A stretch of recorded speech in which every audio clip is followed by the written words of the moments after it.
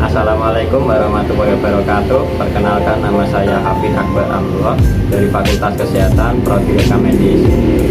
Di sini saya akan membuat podcast mengenai tentang imbas pandemi pada ibu-ibu rumah tangga yang mempunyai usaha rumahan dan mengurus keluarga.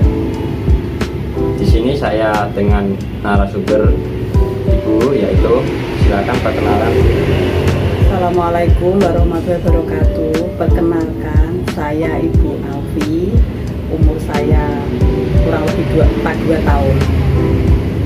Udah, itu aja. Di sini saya mempunyai beberapa pertanyaan, yaitu mengenai tentang pandemi COVID-19 yang ada di Indonesia saat ini. Yang pertama yaitu bagaimana Ibu mensikapi masa pandemi yang mempunyai usaha rumahan dan mengurus keluarganya. Mensikapi pandemi pada saat ini yaitu mensikapi pandemi tentang mengurus keluarga dan juga mempunyai usaha rumahan memang berimbas besar sekali. Contohnya itu kalau usaha pesanan, usaha saya adalah cateringan dan laundry. Untuk cateringan itu juga pesanannya menurunnya lumayan drastis. Kalau misalnya pesanan itu dulu belum ada corona atau belum ada masa pandemi itu sekitar antara mungkin kalau pesanan untuk masjid-masjid itu 150 bungkus, bisa 200, sekarang berkurang 80 bungkus, itu hampir separuh lebih.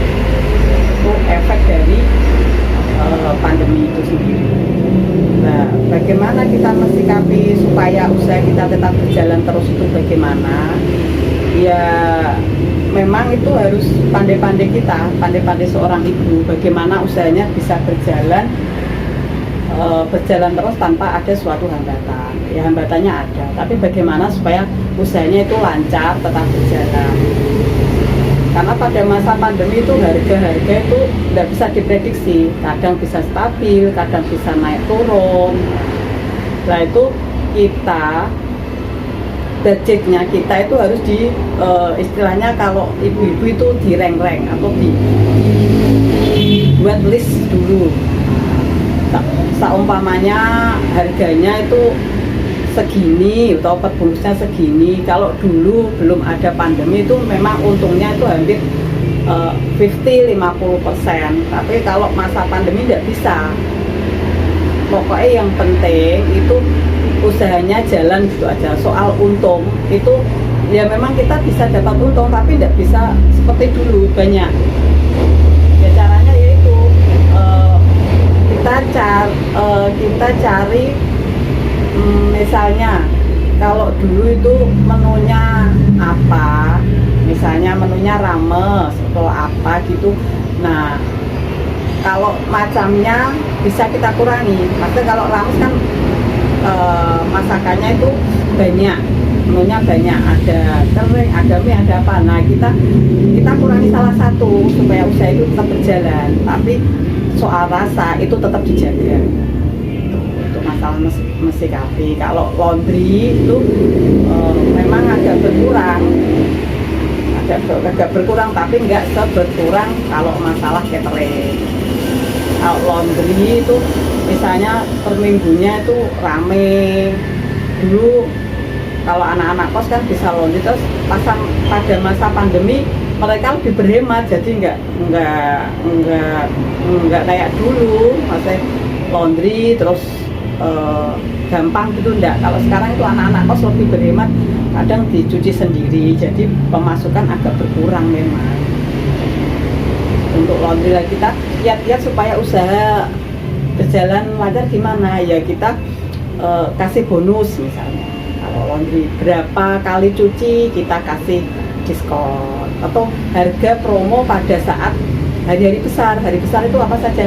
Misalnya hari 17. Nah, kita ada paket 17. Nah, itu memancing supaya pembeli ke tempat kita.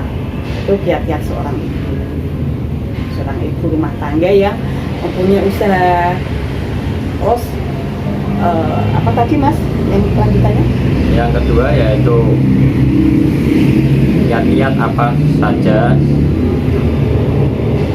sebagai anak dapat belajar dengan nyaman melalui daring. Oh iya. Memang seorang ibu itu tugasnya double-double. Ya mengurus rumah tangga, ya pengen punya usaha sendiri, ya itu anaknya bisa nyaman belajar di rumah, itu adalah tugas seorang ibu. Jadi seorang ibu itu bisa menjadi seorang guru, bisa menjadi seorang koki, bisa menjadi seorang apa saja, itulah ibu. Nah, bagaimana supaya anak kita itu belajar melalui daring itu nyaman, nggak jenuh, nggak rosor-rosor, nggak males, itu apa saja. Kita buat anak kita kasih pengertian bahwa belajar daring itu enak loh nak. Kan anaknya kan nggak enak bu, cuma lihat HP tok, lihat layar tok, kok enak gimana. Nah kita kasih gini, enak deh, kan di rumah bisa ditemani sama ibu, bisa tanya-tanya sama ibu, kalau nggak jelas bisa tanya sama ibu. Nah tugas kita sebagai seorang ibu atau orang tua untuk mendampingi anak kita belajar. Kita boleh punya usaha, tetapi ada waktu-waktu tertentu yang harus kita itu mendampingi anak. Misalnya kalau saya usaha laundry, itu waktu untuk misalnya anak saya yang kecil itu masih SD, anak saya yang terakhir kecil itu kelas 1 SD. Nah itu pada saat daring antara sekitar jam 9 udah mulai daring. Nah kita harus waktu itu kita harus free. Nah kita bekerja setelah anak kita itu selesai daring. Supaya apa? Supaya anak kita nyaman. Kalau kita cuma tinggal, anak kita cuma ya nggak bisa berjalan. Kadang tugasnya digarap nanti atau gimana. Tapi kalau kita tungguin, terus kita pantau, dia senang. Terus kerja itu kan ada semangat. Terus kita tanya, bisa nggak dek? Apa saja yang nggak bisa? Nah itu anak merasa nyaman, terus senang dia. Jadi nggak jenuh, nggak merasa bosan melalui daring.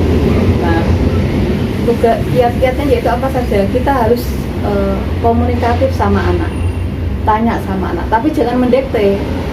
Tanya, ayo nak, pas saat jam daring misalnya, ayo kita persiapan yuk, kita daring dulu. Jadi anak merasa nyaman. Intinya itu ya memang komunikatif dengan anak dan membuat anak itu merasa nyaman, aman di rumah. Itulah tugas itu. Merasa nyaman yaitu kita buat seolah-olah itu diri kita itu ya temennya, ya ibunya, ya gurunya. Nah itu bisa membuat anak itu merasa nyaman dengan belajar daring di rumah. Itu dari saya Mas Akbar. Semoga bermanfaat. Ya. Jadi teman-teman, garis besarnya seorang ibu mempunyai usaha kecil-kecilan di rumah dan mengurus rumah tangganya. Itu garis besarnya mempunyai usaha-usaha kecil menurun drastis dan sangat efeknya sangat mendalam bagi usaha-usaha kecil. Antara lain tadi contohnya usaha laundry atau cateringan, dan bagi anak-anak untuk belajar daring terus semangat ya. Misalnya kita harus belajar dan terus menempuh cita-cita kita untuk masa depan kita. Cukup sekian dari saya dan Ibu. Terima kasih atas pembicaraan tadi ya. Iya. Sekian dari saya. Wassalamualaikum warahmatullahi wabarakatuh. Waalaikumsalam.